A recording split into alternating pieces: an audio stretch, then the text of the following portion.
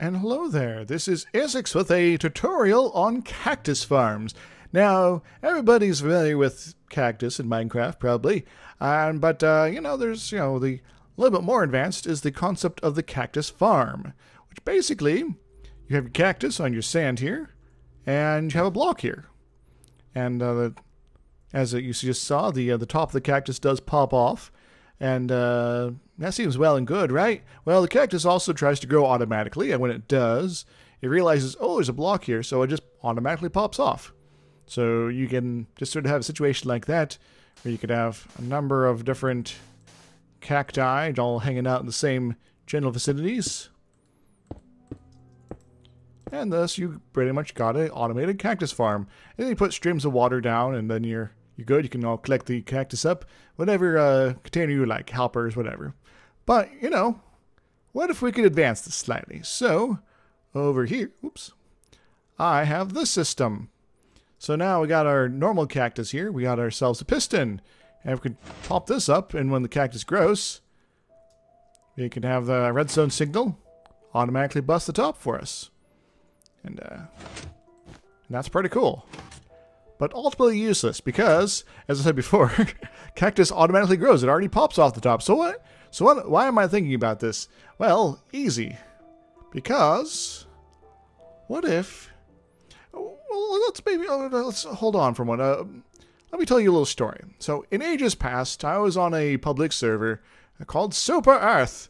And in the town I was part of, with the unfortunate name of North Korea, we had a cactus farm, an automated cactus farm, pretty much of this sort, where we got cactuses all over the place, up and away.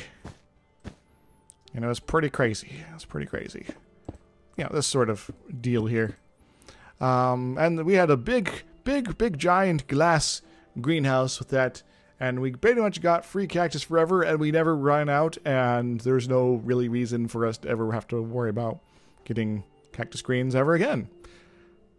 But the problem was, it kept lagging the server to hell, or at least the client side of it, because this is before hoppers, so there'd be about 100,000 cactus down at the lower end of the conveyor system.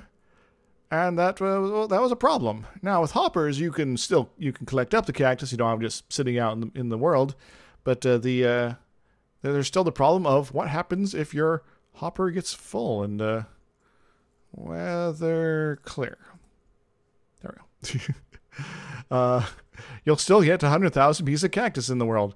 But what if you had a system where you had this as your normal configuration, but when your hopper is full, pulls that back, and you're good to go. So,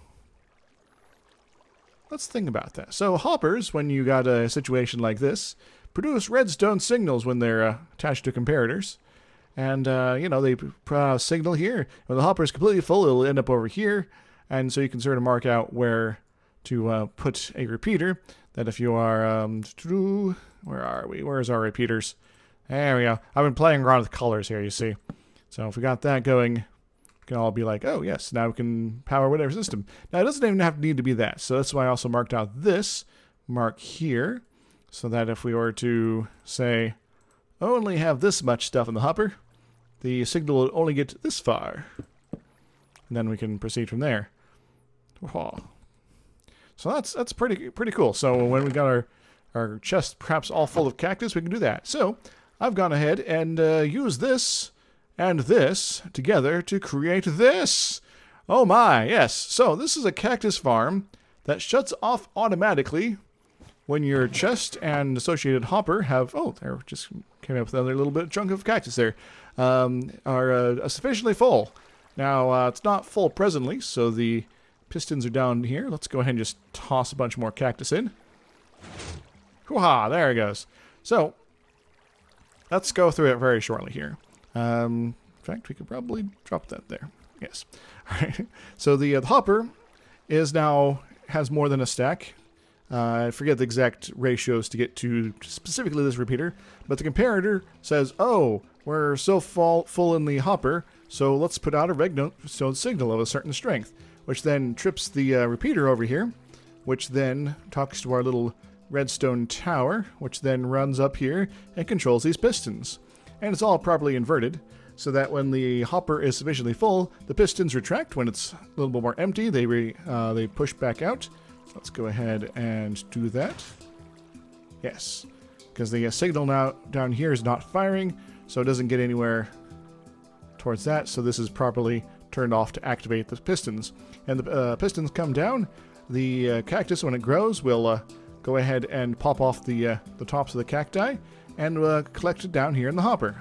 And we'll keep doing that until, once more, we got this situation.